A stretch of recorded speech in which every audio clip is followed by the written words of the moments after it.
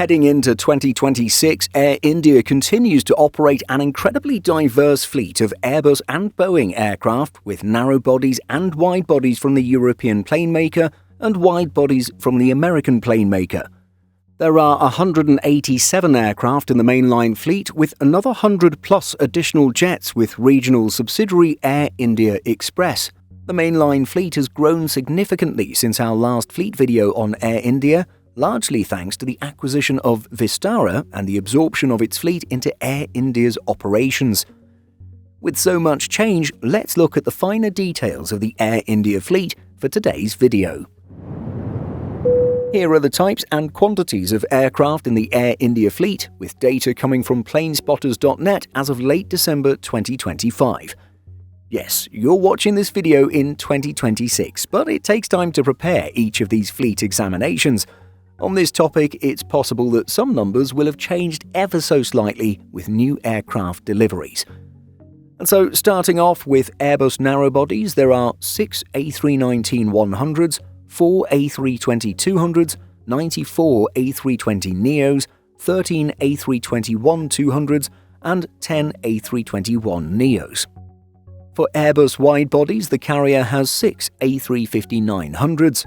All 6 of these jets were ordered by and built for Aeroflot, but were made undeliverable due to sanctions arising from Russia's invasion of Ukraine. On the Boeing side, there are 3 777-200LRs, 19 777-300ERs, 26 787-8s, and finally 6 787-9s. And while we won't get into the details of Air India Express, we can tell you that this subsidiary operates 16 A320-200s, 12 A320neos, and 4 A321neos. On the Boeing side, there are 26 737-800s and 50 737 MAX 8s. As we mentioned at the introduction, Air India's mainline fleet has 187 aircraft. In our last fleet video in March 2023, there were just 113 aircraft in mainline operations. So, what has changed? In terms of additions, there are 6 more 787-9s, 67 more A320neos, and 6 more 777-300ERs. The acquisition of Vistara is responsible for most of the A320neo and all of the 787-9 additions. As for the 777-300ERs, these were picked up from a lessor after having served with Etihad for close to a decade. Many of you will probably already know about the merger with Vistara, but for those unaware, Vistara was a joint venture by India's Tata Group and Singapore Airlines. Tata Group, a massive Indian conglomerate involved in multiple industry sectors, acquired Air India, and it was then announced in 2022 that Tata Group would move ahead with merging the two airlines. Preparation for the full-service merger took more than 2 years and saw the induction of more than 6,000 staff from Vistara into a new organizational structure. When considering subsidiaries, the merger saw a harmonization of operating procedures across the 4 airlines and alignment of over 140 IT systems. Tata Group says that more than 4,000 vendor contracts were consolidated, 270,000 customer bookings migrated, and 4.5 million Club Vistara frequent flyer accounts were inducted to Air India's redesigned frequent flyer program. With Air India being the well-established flag carrier, it made more sense to keep the Air India brand. At the same time, Tata has been working hard to rebrand Air India and inject new life into the carrier post-merger, with the most visible result being a new livery and identity. Cabin retrofits of narrow and wide-body aircraft have also been undertaken as part of this revitalization plan.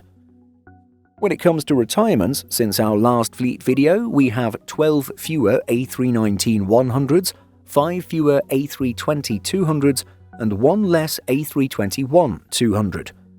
While some have truly been retired due to their age, other jets have simply been moved over to Air India Express. The airline is also down by 2 777-200LRs.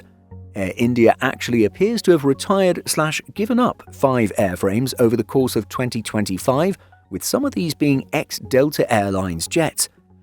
The remaining 3 777-200LRs, which are stated to have joined in 2023, also appear to have been operated by Delta in the past. According to Aviation A to Z, the jets that were given up were lease returns which had encountered technical issues during their service period, and Air India decided not to extend those leases.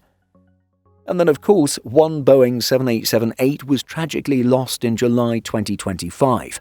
Taking off from Ahmedabad Airport, the aircraft crashed into a hostel block of a medical college, with video footage showing the aircraft losing altitude after departure whilst pitching up.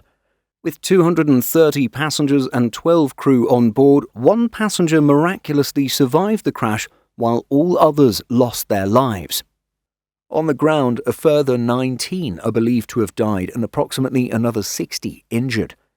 Investigators released a preliminary report a month after the crash, and it was revealed that seconds after takeoff, both of the Boeing 787 Dreamliner's fuel control switches moved to the cut-off position, depriving the engines of fuel, resulting in a loss of power. The report is quoted as follows. In the cockpit voice recording, one of the pilots is heard asking the other, "Why did he cut off?" The other pilot responded that he did not do so.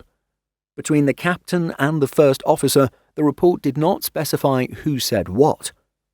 Full accident reports tend to be released about 1 year after the date of the accident, and so we should be receiving more information about the causes of this tragedy in June 2026. On the lighter side of things, Air India also removed a Boeing 737-200 from the fleet, an airframe it wasn't aware that it owned until recently.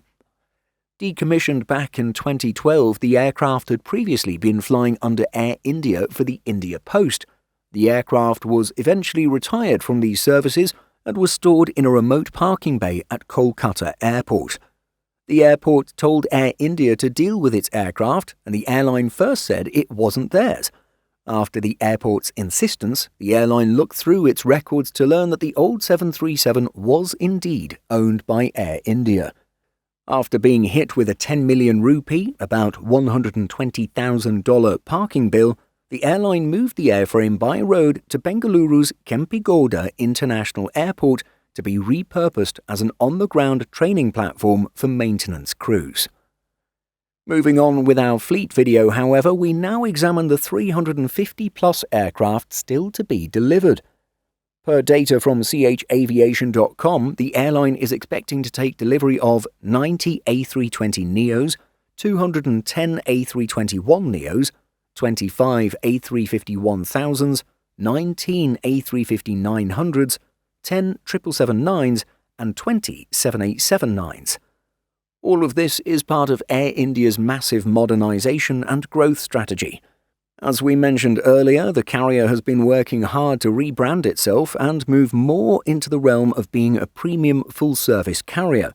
Having lost a lot of market share to the Middle Eastern giants of Emirates, Etihad and Qatar Airways, Air India wants to lure Indians away from these airlines and have them choose their national airline instead. The hope is that travellers would choose a direct flight with Air India between India and Europe or India and North America, rather than have a one-stop itinerary with a transfer in Dubai, Doha or Abu Dhabi. With so many aircraft yet to be delivered, the transformation is still in its early years, and so we'll have to wait and see if Air India can achieve its goals. So, what are your thoughts about the current state of Air India's fleet? Let us know by leaving a comment. In addition to our daily YouTube videos, Simple Flying publishes over 150 articles and a podcast every week. Visit simpleflying.com.